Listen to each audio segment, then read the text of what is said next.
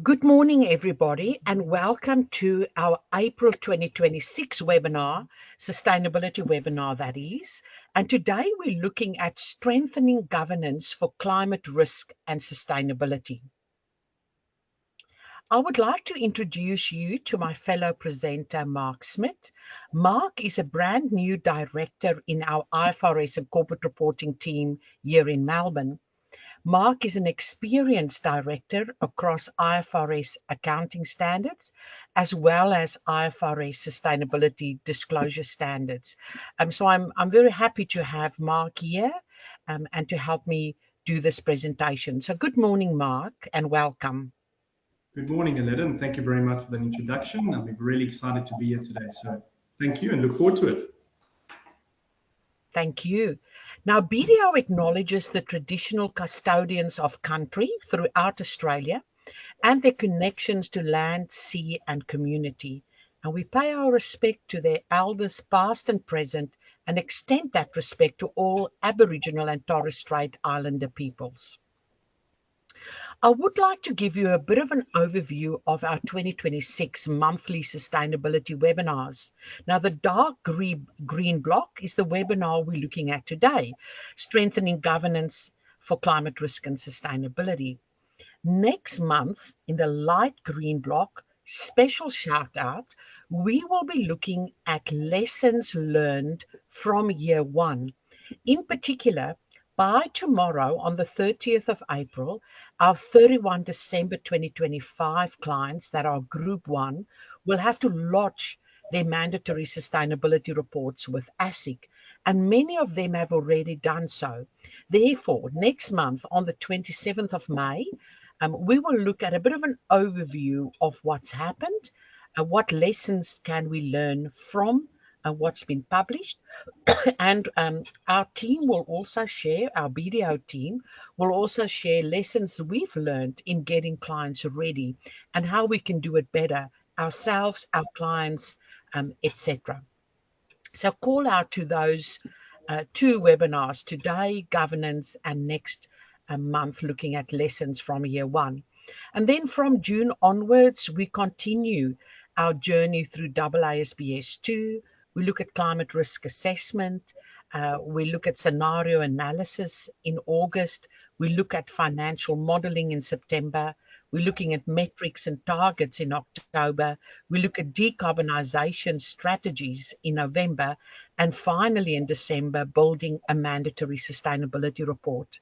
I just want to make it very clear, the focus of each of these webinars is to educate, to transfer knowledge to all our attendees, so you feel confident to prepare your first AASB S2 report. Obviously, if you need help, please reach out. We are happy to help you.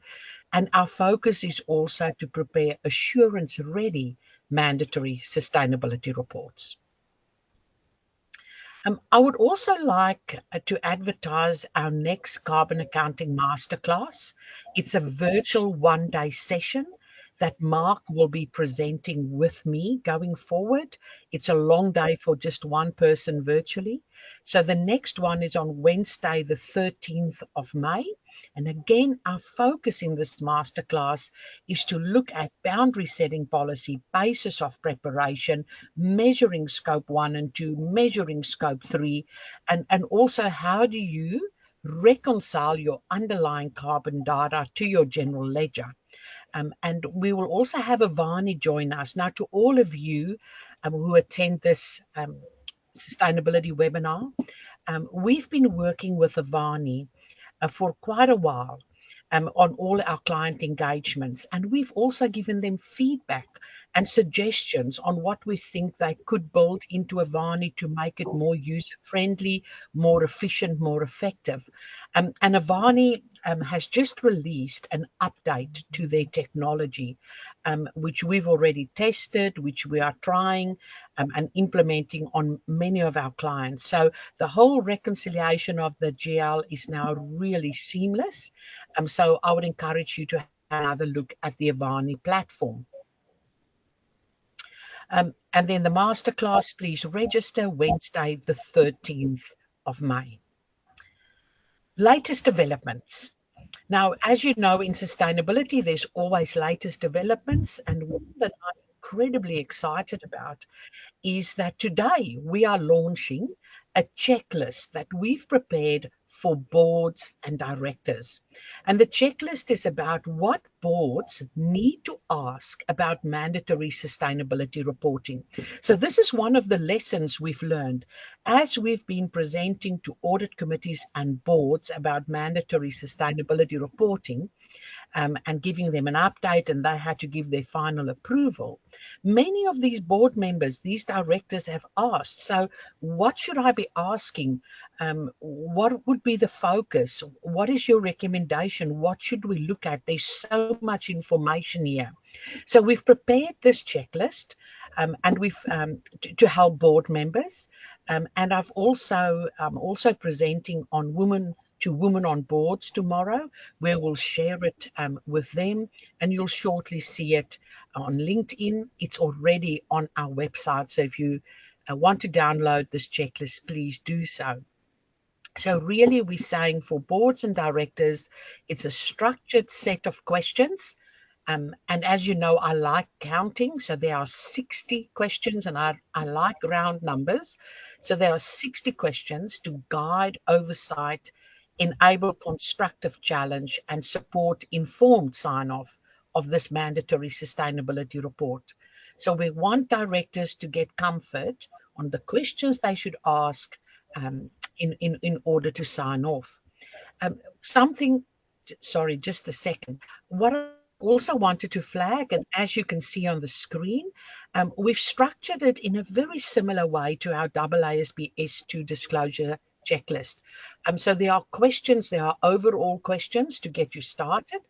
Then there are questions around Pillar 1 governance, Pillar 2 strategy, Pillar 3 risk management, the fourth pillar around metrics and targets, and finally, a little bit of a summary, next steps. So I think a very useful tool for boards. Another new development is a development or an announcement by the International Sustainability Standards Board on the 22nd of April. So the ISSB has discussed during their April board meeting what to do around nature-related disclosures. And in the end, they decided to not publish an exposure draft or of a potential IFRS S3, which was the original plan. Instead, they've decided to publish and prepare and publish an IFRS practice statement. Now, we are used to practice statements. We've got a practice statement on how to determine materiality, for example. Now, the practice statement would complement IFRS S1, which is the general requirements for disclosure of sustainability-related financial information, and IFRS S2, climate-related disclosures, without changing any of the disclosures in IFRS S1 or S2. So it's important when a company needs to provide information about nature-related risk and opportunities in accordance with IFRS S1, this particular practice statement would explain how to do this. And the reason they've made this decision is that this form of standard setting minimizes disruption, and they think that is really important at the moment. So the big push by the International Sustainability Standards Board is a focus on IFRS S2 climate-related disclosures. And they would not want an IFRS S3 to distract from that. So if an entity looks at which topics are material for their business, and they do that under IFRS S1, and they identify that nature related disclosures is material for their stakeholders. IFRS S1 doesn't tell you how to disclose nature. It just says assess which topics are important to your stakeholders. Entities will then defer to this practice statement to get guidance on what they should be disclosing around nature. So a really important development.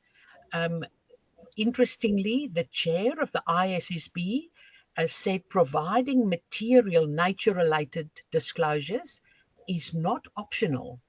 IFRS S1 already requires that. A practice statement will guide companies on how to provide such disclosures. I just want to take a step back from this for a second. IFRS S1, if adopted by a particular uh, area, um, jurisdiction, for example, Australia, if it's already adopted, if it's mandatory, yes, then nature-related disclosures would not be optional. However, we've got an interesting situation in Australia where AASB S1, which is based on IFRS S1, is currently voluntary. Therefore, this practice statement is linked to a voluntary standard. So it would be interesting to see what the regulator, what Treasury would do with this practice statement. What would the AASB do with AASB S1? Will they make it mandatory and therefore make this practice statement mandatory or not? So it's a bit of a wait and see on what's going to happen in Australia. My my guess is that in Australia we'll be conservative as well.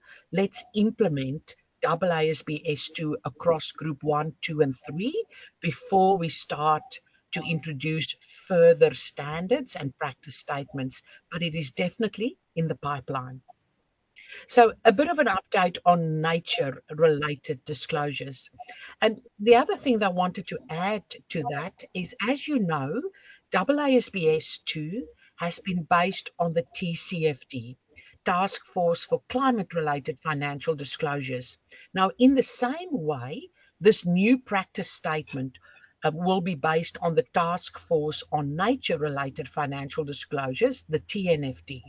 And they've got the same four pillars: governance, strategy, risk, and impact management. So a slight change, not just risk management, but risk and impact management. And finally, metrics and targets. So this is already available for entities to consider on a voluntary basis if nature related financial disclosures is important to their stakeholders and to their business. Then today we are talking about governance. Now, governance um, in AASBS to distinguish between those charged with governance, boards, directors, and then governance at a management or executive level. And therefore, I thought it would be a good idea to just recap directors' duties about mandatory sustainability reporting. Um, so the first thing to note, and I've included and linked to an article, it's first thing to note is that whatever duties directors have in respect of financial reporting, those duties are now extended to also cover the accompanying mandatory sustainability report. Therefore, if you look at directors' duties around care and diligence, it will capture climate risks as well. The same requirements around misleading and deceptive conduct, and also the same requirements around general disclosure obligations, maintenance of documents, and information provided to others. Also, contraventions of the provisions can attract maximum civil penalty for an individual of $1.5 million. Um, so that's the first thing to note. The second thing to note is a director's declaration.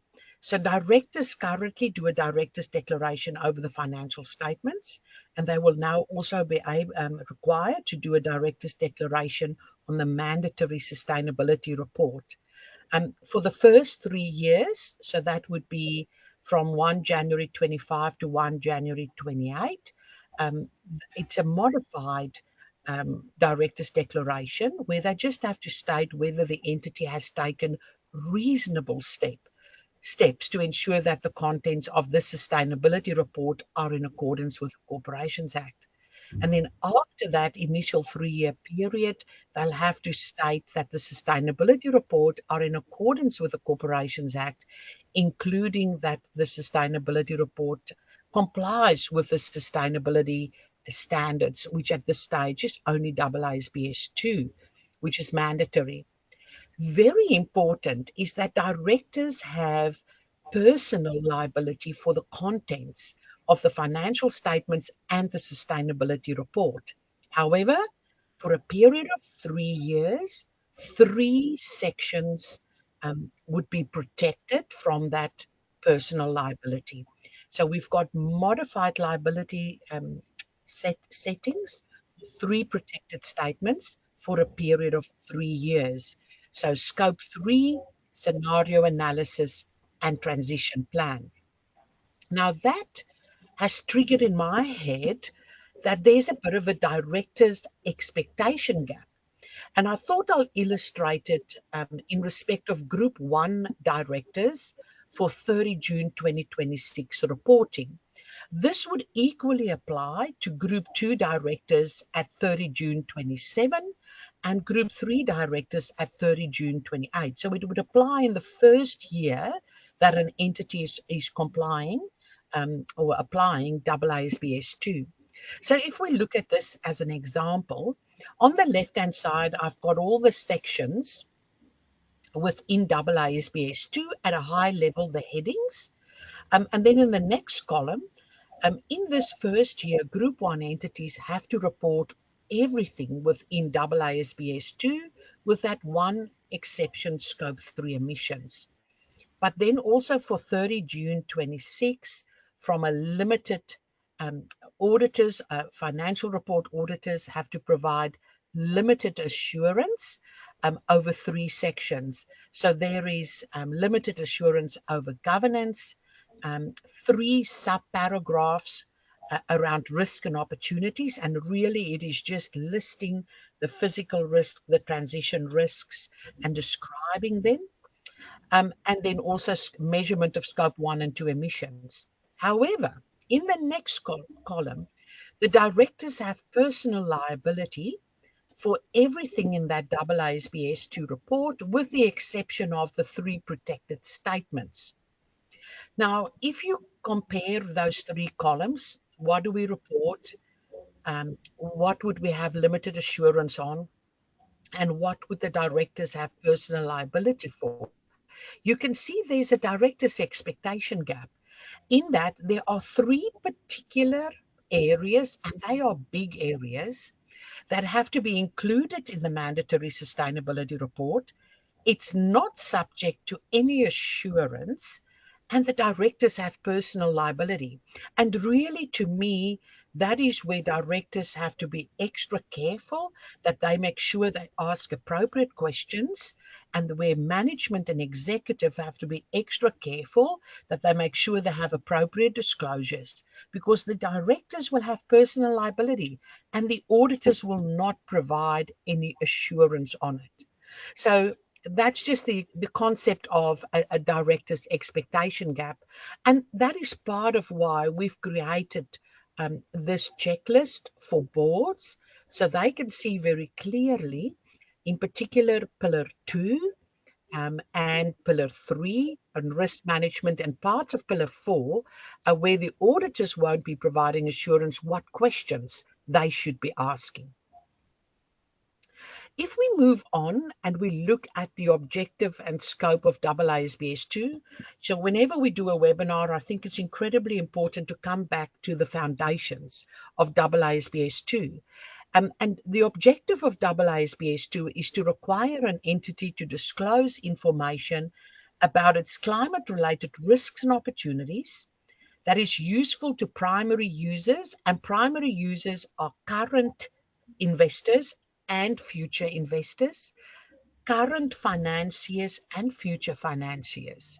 So not just current shareholders, current financiers. If they don't care about climate risk, potential future investors and future financiers might care about climate-related risk and opportunities. And we make these disclosures in order to for them to make decisions around providing resources to the entity in the form of investment or financing the business. Very important. This slide is critically important, especially that concept of prospects. So AASB S2 requires an entity to disclose information about climate-related risk and opportunities that could reasonably be expected to affect the entity's um, cash flows, its access to finance, or cost of capital over the short, medium, or long term. And those cash flows, those access to finance, cost of capital, are grouped together as prospects. So throughout the standard, the assessment is, do you think this risk and opportunity could reasonably be expected to affect the entity's prospects over the short, medium, or long term? And whenever you see the word prospects, it means cash flows, access to finance, or cost of capital. AASB S2 applies to climate-related risks, so physical risk and transition risk, and also climate-related opportunities. And again, that very important part, climate-related risk and opportunities that could not reasonably be expected to affect the entity's prospects are outside the scope of AASB S2. Now, it's really important that prospects and an assessment of prospects and whether risk and opportunities will impact prospects over the short, medium, long term is incredibly important when you prepare your mandatory sustainability report. And I just want to pause here for a second. Many entities come up with a very long list of potential climate-related risks and opportunities. Let's say a risk of 50 or 20, a lot. It doesn't mean that all 20 or all 50 on that list will end up within the mandatory sustainability report to comply with AASB S2. Because if you look at that bottom or the second bullet point there, climate-related risk and opportunities that management and directors have assessed that could not reasonably be expected to affect the entity's prospects outside the scope of AASB S2 and outside the mandatory sustainability report. And that's why at BDO, we believe after you've done a climate risk and opportunity assessment, you have to do a prospects assessment to narrow it down to those risks and opportunities that would actually appear in your sustainability report. And then later on, when we draft the actual report, we consider material information about the risks and opportunities that could reasonably be expected to affect your prospects. So there's a prospects assessment after you've done your climate risk and opportunity assessment. And then there's a materiality assessment when you prepare your sustainability report. Um, I love this TCFD overview of what is happening within AASB S2 on how we look at risk and opportunities, how they impact our strategic planning, our risk management, and finally flow through to the financial impact in the financial statements. And under AASB S2, we have to disclose current impact in the current financial statements, anticipated financial impact in future financial statements, as well as consider the what ifs. How would the financial impact look differently under a high and a low warming scenario as required by the Corps Act? This diagram extends on the previous one slightly, where it says, if you look at the risk, there's a bit of a description or examples of the various risks, examples of the various opportunities, and how that impacts strategic planning, risk management, financial impact, and flowing through to revenue, expenses, assets, liability, capital, and financing. And that's what we have to model.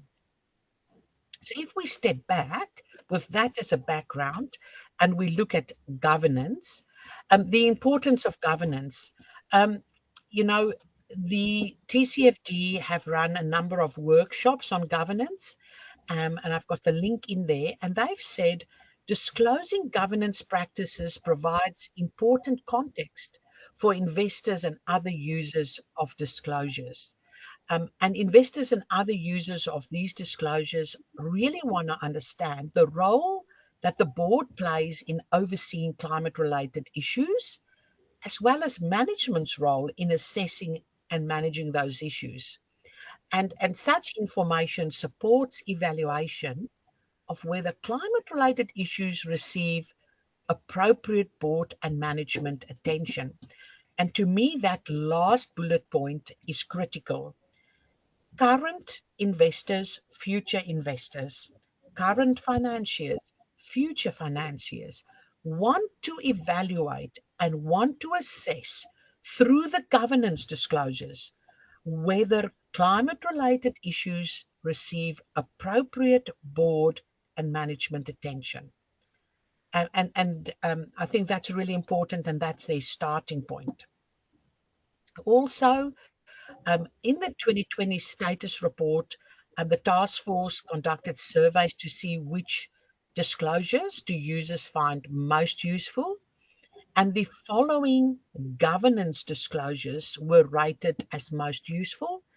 So how the board considers climate-related issues when they oversee major capital expenditures, acquisitions, and divestments, how the board considers climate-related issues when they review and guide strategy, and also what is the description of management's role.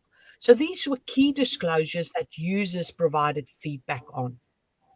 So if we have a look at where it all started and we go back to the TCFD recommendations, the TCFD recommendations said we've got these four pillars, but everything is within governance. So governance, the big circle, that's what we need first.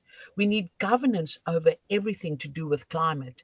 And then we have strategy, and then we have risk management, and finally, we might have metrics and targets. So governance as a starting point, as illustrated by this figure. Also, they had the same four pillars, and if you look at governance, their two guiding principles were, or recommended disclosures, describe boards' oversight of climate-related risk and opportunities, and then secondly, describe management's role in assessing, managing those climate-related risk and opportunities. So a clear distinction about what the board is responsible for and what management is responsible for. And I think that is carried forward to AASB S2, and something one would love to see in a AASB S2 compliant mandatory sustainability report.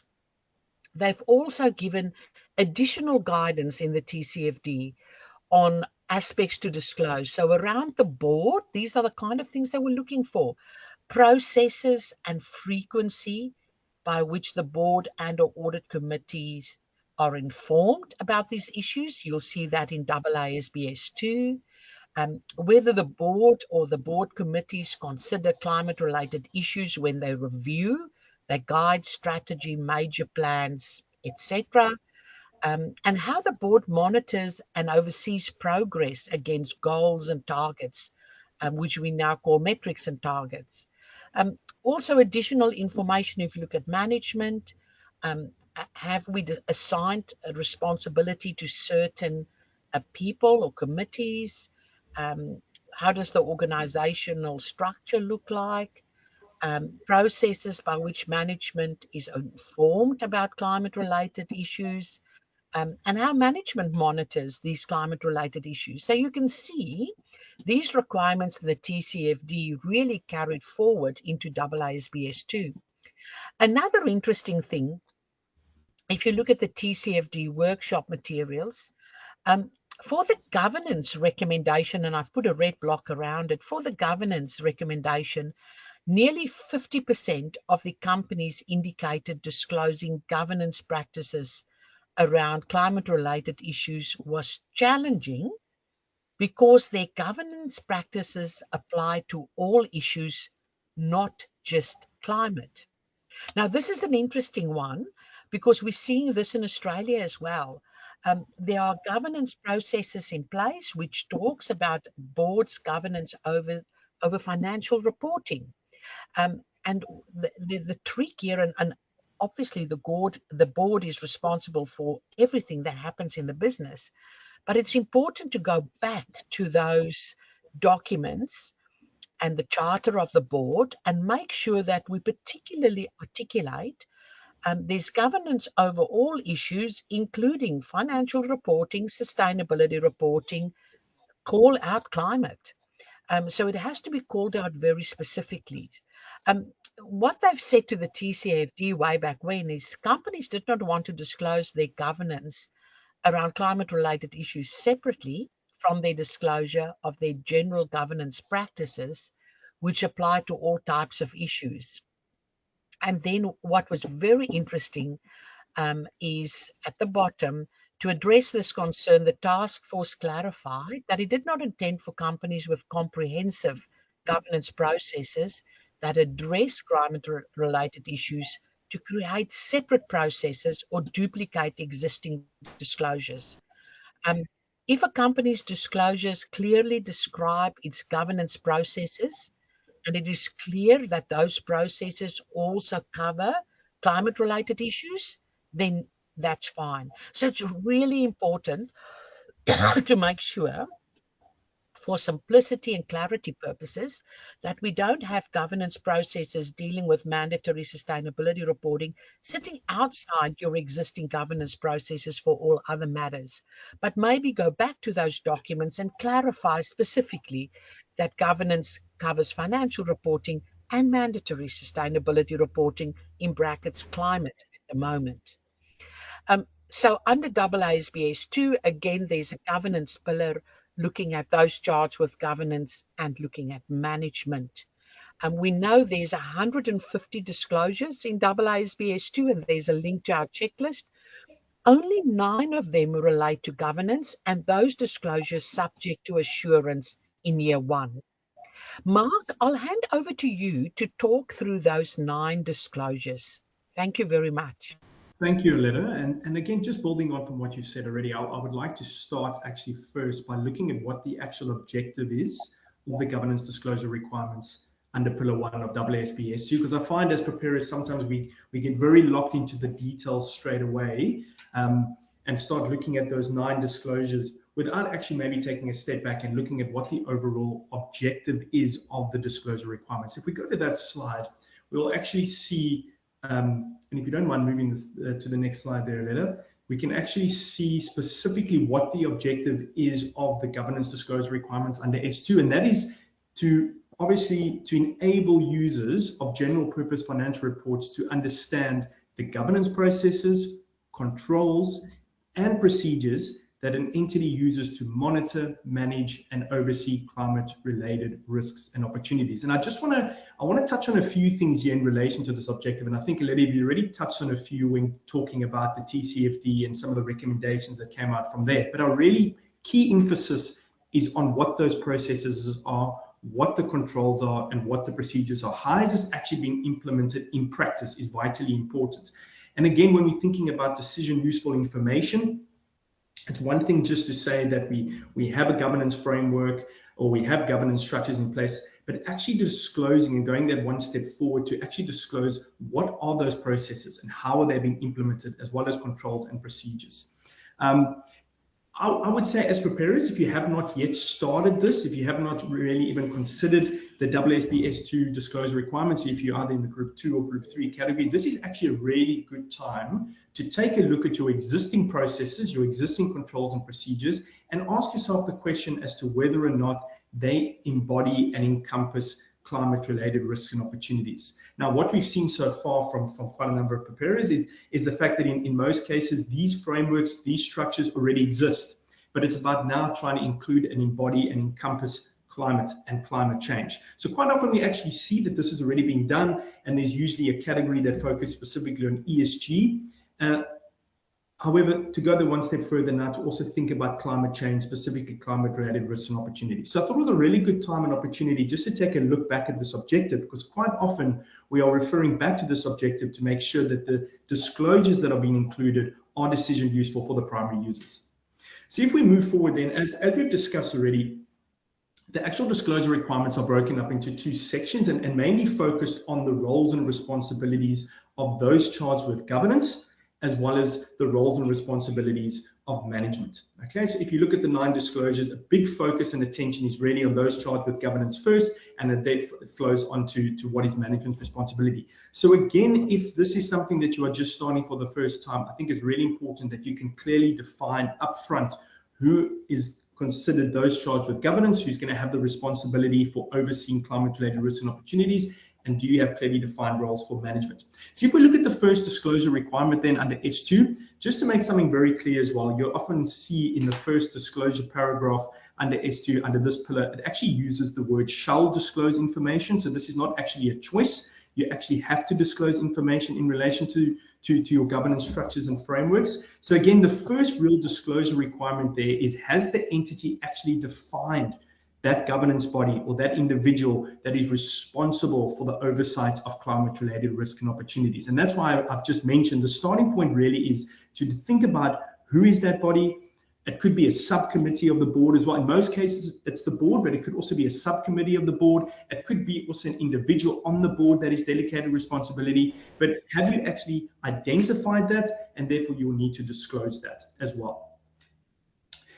If we move to the next disclosure requirement, again, the question there is, has the entity actually disclosed information about how those responsibilities for climate-related risks and opportunities are reflected in the terms of reference, your mandates, your role descriptions, and any other related policies that are applicable to that body, i.e. being the board or subcommittee that is responsible for oversight of climate-related risks and opportunities. Now, again, the key emphasis here that I want to put in is the word how, right? So we want, if you look at the first disclosure requirement that I just covered in the previous slide, that is talking about what body is actually tasked with the responsibility. Now the next disclosure requirement is basically tell the primary users how those responsibilities are being reflected. So it's one thing to say that there is a specific body that has been tasked with the responsibility for oversight, but if that is not actually included and reflected in documents such as the terms of reference, whether it be for the board, or whether it be for the subcommittee,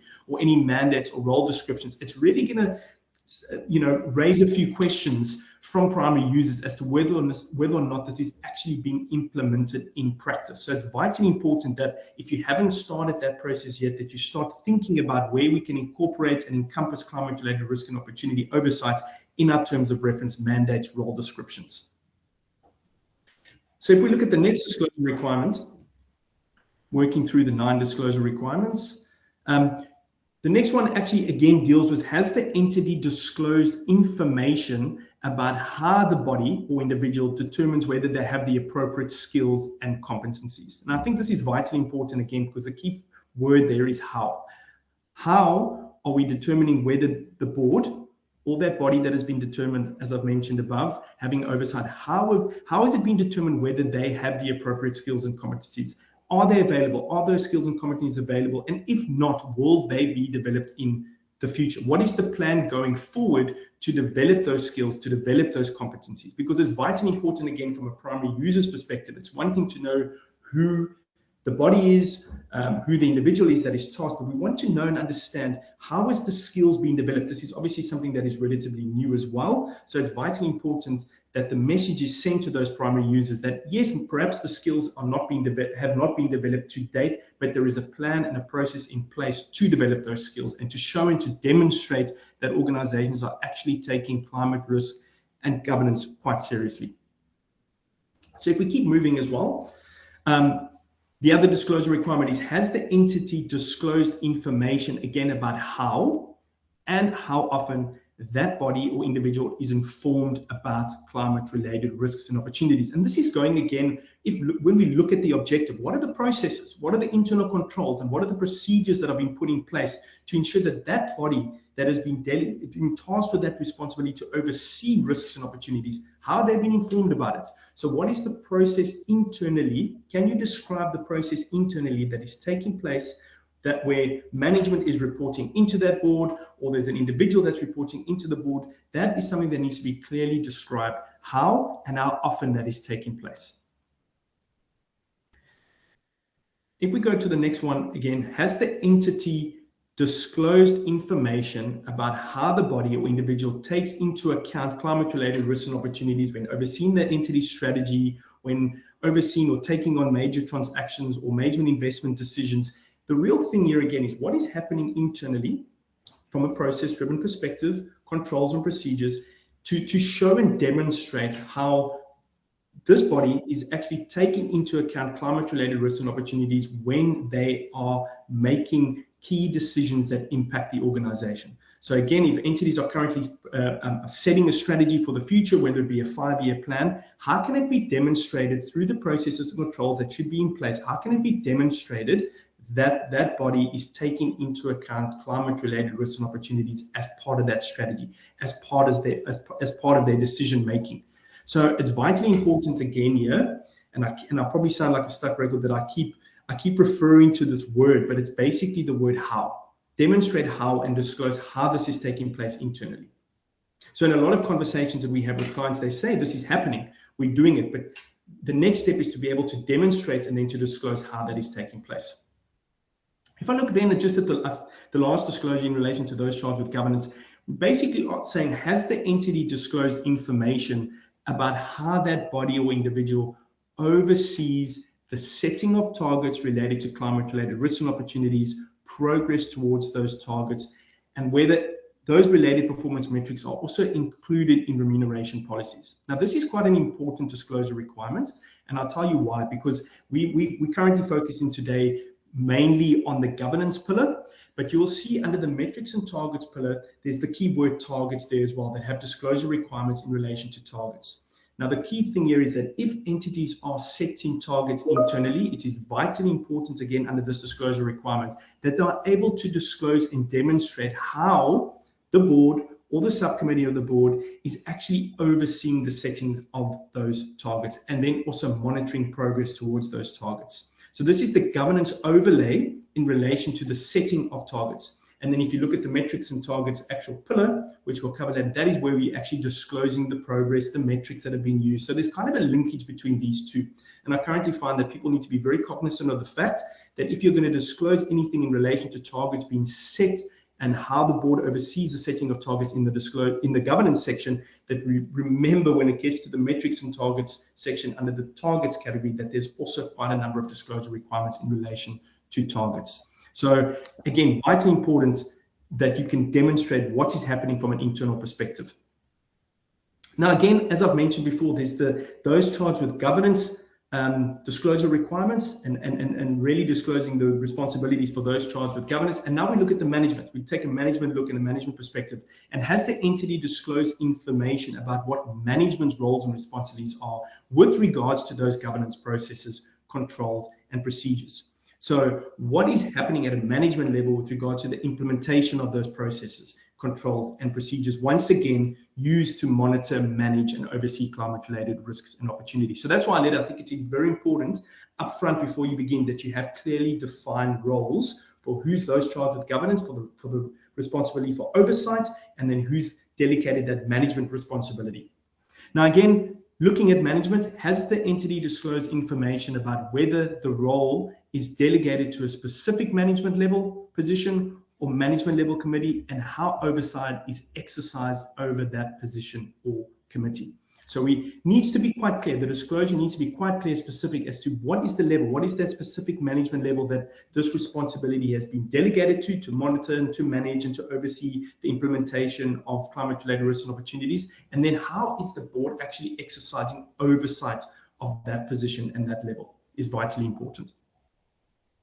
And then if we just go to the last disclosure requirement, has the entity disclosed information about whether management uses controls and procedures to support the oversight of climate-related risks and opportunities? And if so, how are those controls and procedures integrated with other internal functions? So again, not looking at climate as this isolated business risk, but how has the monitoring, the procedures and policies and processes in place to monitor, manage, and oversee, how has that also been integrated with other internal functions that are also responsible for that monitoring, that management, and that oversight? So again, I think key takeaways from the disclosure, even though there's only 9 disclosures, and often we have to really inform clients that yes, there's only 9 disclosures, but when you actually go into the detail of what is required under each of those 9 disclosures, actually we're wanting really, really specific information and making sure that that information is really decision useful for the primary users of the general purpose financial report. So over to you, Aletta. Thank you, Mark. And I just have to apologize to you and our attendees. I just realized um, for disclosure 7, 8, and 9, I had the wrong heading on the slide because disclosure 7, 8, and 9 relates to management. And disclosures 1 to 6 relate to those charged with governance. And I'll fix that before we send out the slides after the session. Apologies for that. Thank you, Mark. And then, as you know, we have our disclosure checklist where you can have a summary of to what extent you're tracking against all the requirements. So how many of the 9 have you complied with?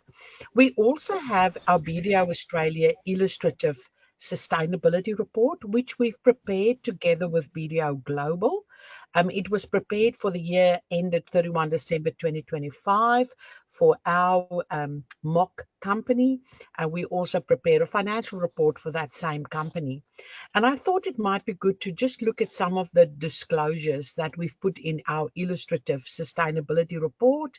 BDO has also included some comments to explain our disclosures. But if we focus on the disclosures here, in 4.1, we start with the board of directors. And in our example, we said the board of directors is responsible for governance and overseeing the group's strategic direction.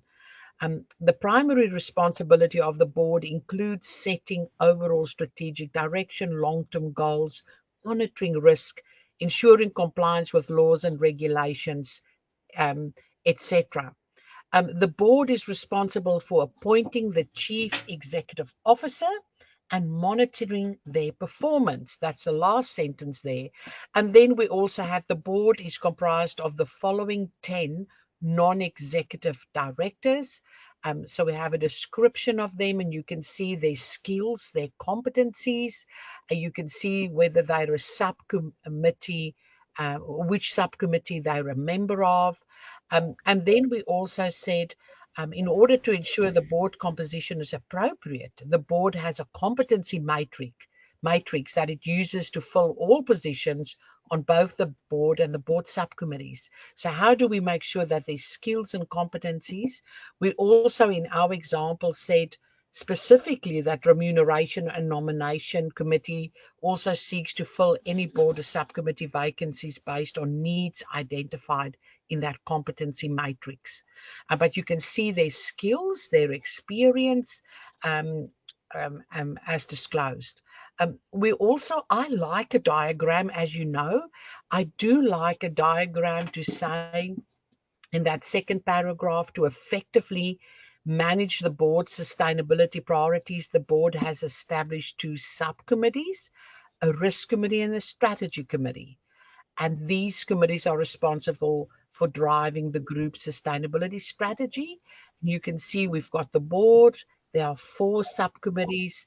They have input. The risk committee, strategy committee have input into sustainability strategy. And then they are also responsible to evaluate for evaluation and delivery by management. So that's how our example company has it. It doesn't have to be like this, but this is our example. We have further information about that risk committee, further information about the strategy committee, information around remuneration. So there's a requirement to disclose whether KPIs are linked or remuneration are linked to sustainability, climate-related matters. So we have a disclosure around that. And then specifically, we've got a heading around management's role in sustainability governance. Who are the people? The CEO oversees group sustainability strategy, etc. So just to give you an idea what it could look like, to make it easier for you, we've also included in our illustrative accounts, we've included paragraph references. And then, as I said earlier, we now also have our board checklist. And here are some of the questions. You can see here on the right-hand side, there's a place for management to type in the PDF what management said or how they responded to the questions. And then directors have evidence of the questioning, the discussions. So, for example, has management completed a AASB S2 disclosure checklist to ensure we're complying with AASB S2? These are like overall questions. Are our disclosures defensible and audit ready? The second question. Are assumptions, judgments, estimates, and methodologies clearly documented in a basis of prep, boundary setting policy, etc.? How has management ensured that the current and anticipated financial effects have been appropriately reflected in the financial report? What steps have management taken to ensure that there are no inconsistencies between the financial report and the sustainability report? They go hand in hand. And the sixth question, which is an overall question, based on the current year's experience, what are the recommendations to improve quality, effectiveness, and efficiency of reporting? So some overall questions, and then we move to the governance specific questions. For example, in the first one, have the entity's governance processes been updated to embed climate-related risk and opportunities? And then I've got in italics, if the entity is part of a global group, how are local and global governance processes updated and integrated? And that's a question that we've come across quite a lot, where the entity would say, we rely on governance by our parent entity overseas around sustainability and climate-related risk and opportunities. However, the Corporations Act has a requirement that the directors of the Australian entity would be responsible and manage climate-related risk and opportunities. And so if you've got global governance processes and Australian governance processes, how do they work together? How do they interrelate? We cannot only have global governance processes. The Corps Act requires local governance processes to enable the Australian directors to sign off. Other questions: how frequent will the board receive updates? Who at a management level is responsible?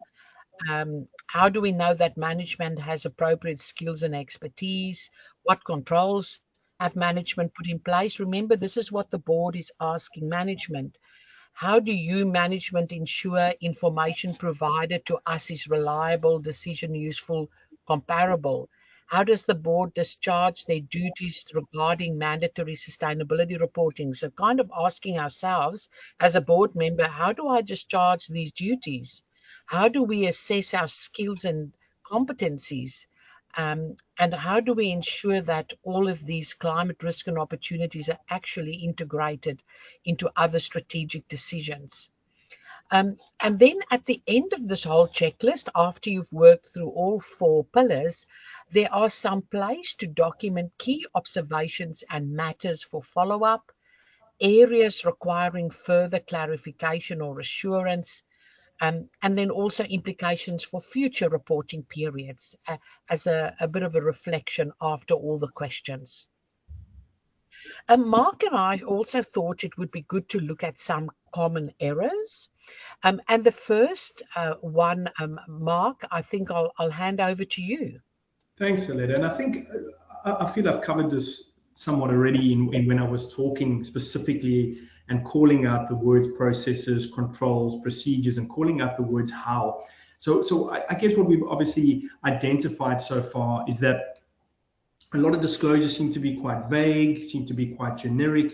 And again, looking at what the objective is of AASB S2 and looking what the objective is of the specific governance disclosure requirements under S2, we've got to go that one step further to actually explain and provide that level of detail on how whether it is the board or whether it's a subcommittee is actually exercising that oversight and how it is doing that in practice.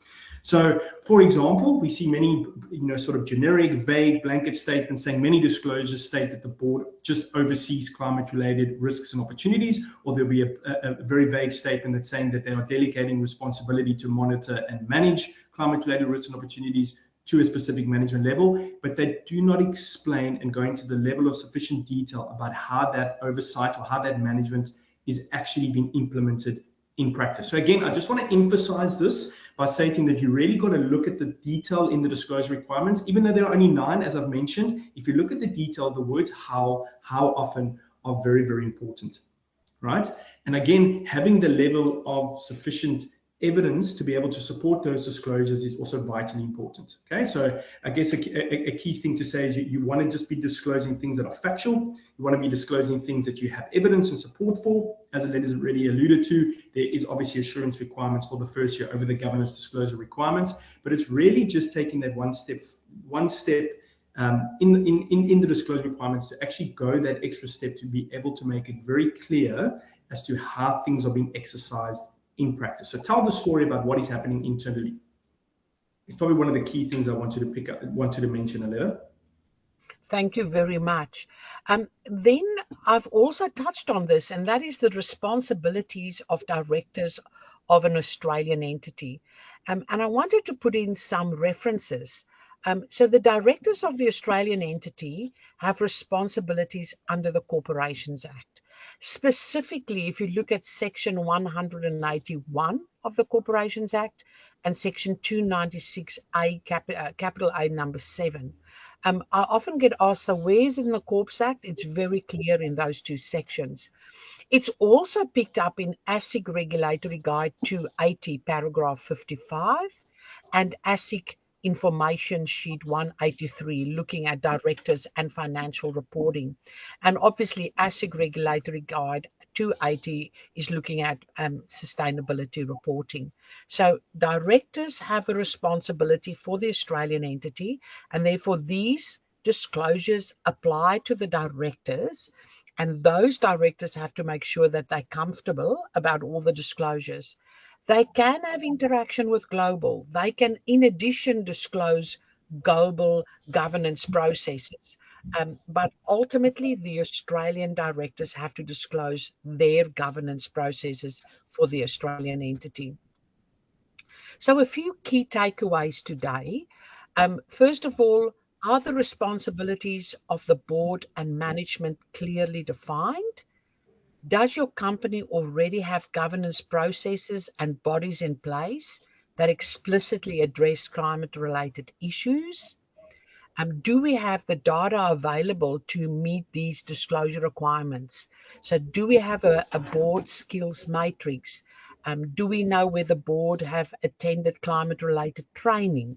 How, do we have in our standard agenda of the board and maybe the Audit and Risk Committee updates from management around climate-related matters? So it's not just the disclosure, it's evidence that disclosure is true and correct, and the auditors will want to look for that supporting documents. And then do you have a AASB S2 disclosure checklist? Have you looked at that to make sure you've got governance under control? For 30 June 2026 year-end Group 1 entities, you need the governance requirements locked down, approved before 30 June 2026 at the very latest, in order to make the disclosures and to be assurance ready. Last month, we help. We've got our monthly webinars. We've got the Carbon Accounting Masterclass. We've got the alumni events for the Carbon Accounting Masterclasses. We've got our monthly newsletter. We have our disclosure checklist, our illustrative sustainability report. We've got some videos on Twitch. We now also have a boards checklist that you can use. And obviously, if you need additional support, please reach out to us around carbon accounting, sustainability reporting, strategy, or assurance. And these are the 4 partners looking after sustainability reporting across Australia. So please feel free to reach out to any of us if you need assistance. Thank you very much for attending our webinar. And we hope to see you again next month. Remember, we're talking about lessons learned from those 4 of those entities that have already reported in the first 4 months of this year. Thank you very much, Mark. Thank you so much, And good Lynn. day, everyone. Thank you, Mark. Goodbye. Bye.